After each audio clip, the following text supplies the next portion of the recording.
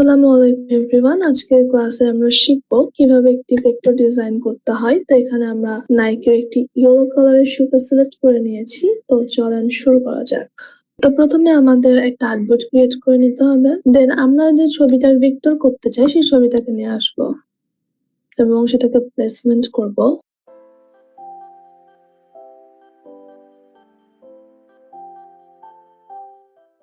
এখন এটাকে টেমপ্লেটে ক্রিয়েট করলাম। দেন একটা লেয়ার নিব এন্ড এটার নাম হবে কালার লেয়ার। দেন আরো একটা লেয়ার নেবেন, এটার নাম হবে আউটলাইন লেয়ার।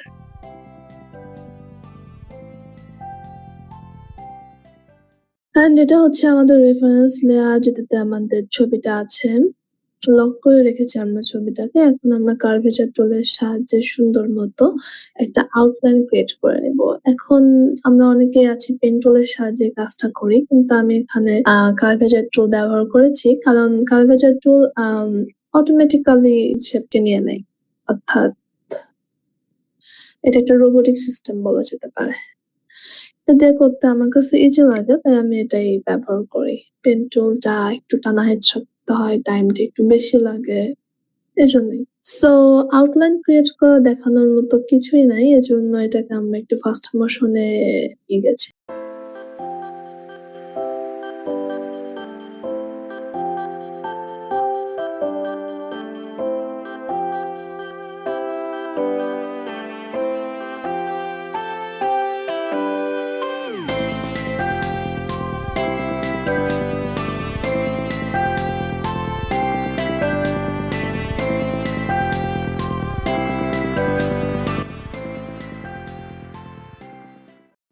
এখন আমরা জুতার ভেতরে যে আউটলাইন গুলা সেগুলা ক্রিয়েট করব।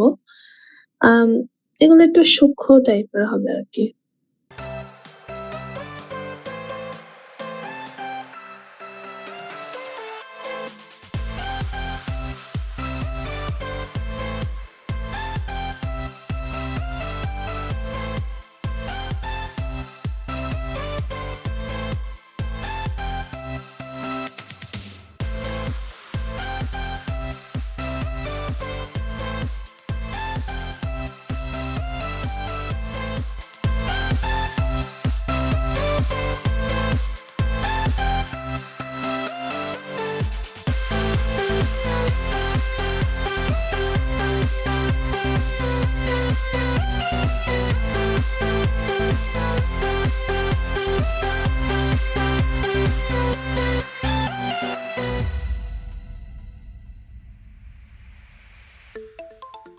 এখন আমরা শেপ বিল্ডার টুলের সাহায্যে কিছু কিছু অংশ ছেটে নিব, যেগুলো বাইরে বের হয়ে গেছে আমাদের আউটলাইন ক্রিয়েট করার সময়।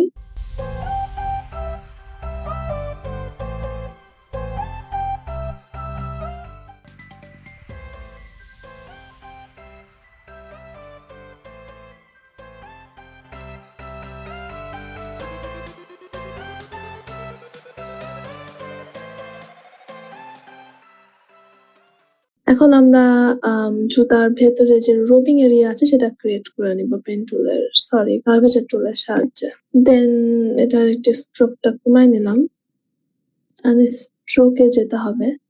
স্ট্রোকে গিয়ে ডটের যে লাইন সেটাকে একটু অ্যাক্টিভেট করতে হবে। দেন পাথ থেকে অফসেট পাথে গিয়ে আমরা একটা রোবিং এরিয়া পেয়ে গেলাম। দেন যে অংশটুকু অতিরিক্ত সেটাকে বাদ দিয়ে দিতে হবে।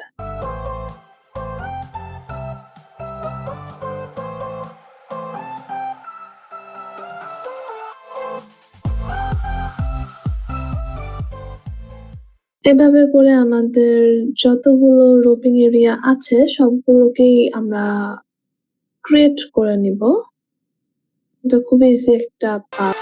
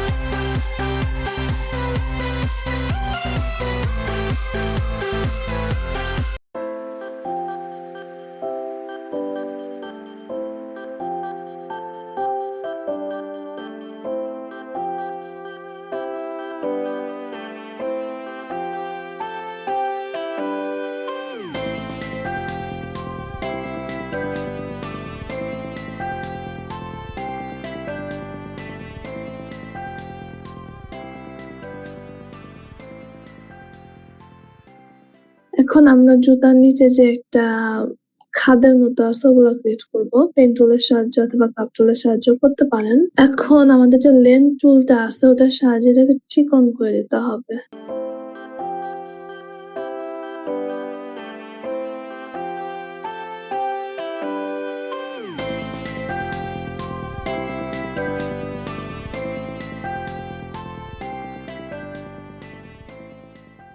দেন আমরা এখন ইলিশ টুলের সাহায্যে সার্কুলার পার্টটাকে ড্র করে নিব ম্যানুয়ালি। এটার কোনো শর্টকাট নেই।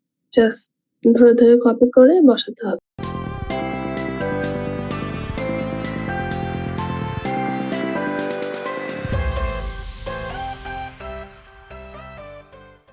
বসানো হয়ে গেলে আমরা সুন্দর মতো পাত থেকে আউটলাইন স্ট্রোক করে নিব, অর্থাৎ পুরোটা একটা শেপে কনভার্ট হয়ে গেল। দেন পাথ ফাইন্ডার থেকে এই পুরোটাকে কম্বাইন করে তাহলে পুরো একটা শেপ হয়ে গেল।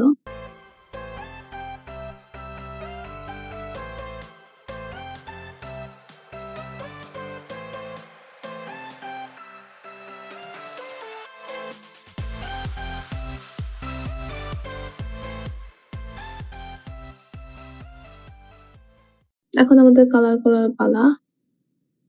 সো রেফারেন্সে যে আমাদের পিকটা আছে ওটাকে আমরা এখন একটা সাইডে করে রাখবো, যাতে ওখান থেকে আমরা কালার পিক করতে পারি।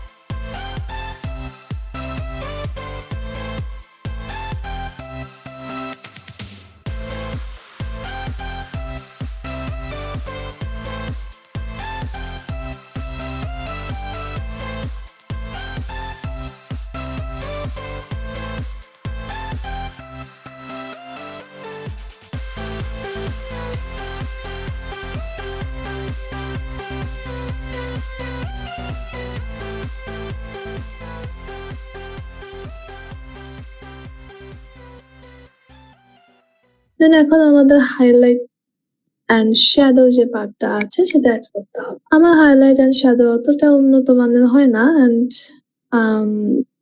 খুব একটা ভালো লাগে না, প্রফেশনালি অতটা হয় না। তারপর আমি চেষ্টা করছি আজকের জন্য।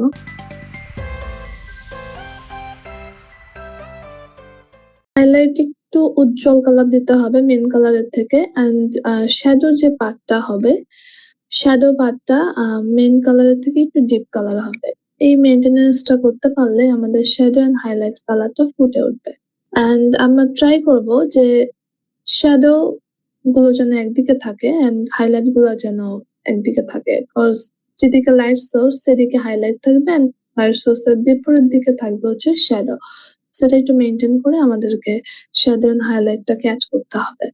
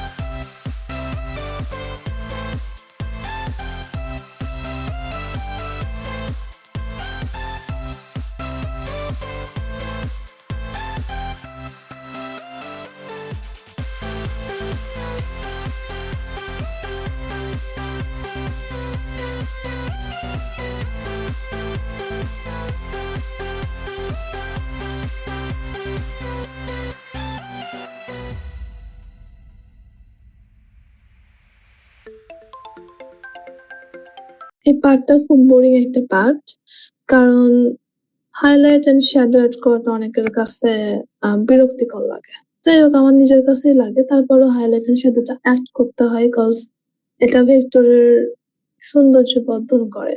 তো আমরা ভেক্টর ডিজাইনের প্রায় শেষের দিকে চলে এসেছি, আর কিছুটা কাজ বাকি আছে।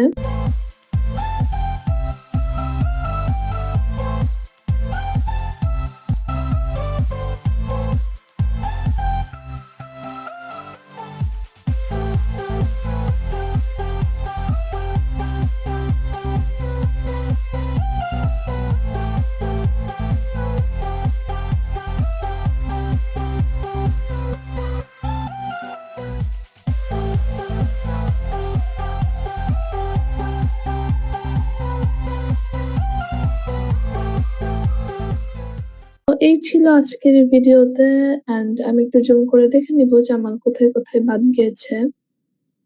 সো নেক্সট ভিডিওতে আবারও দেখা হবে ইনশাআল্লাহ।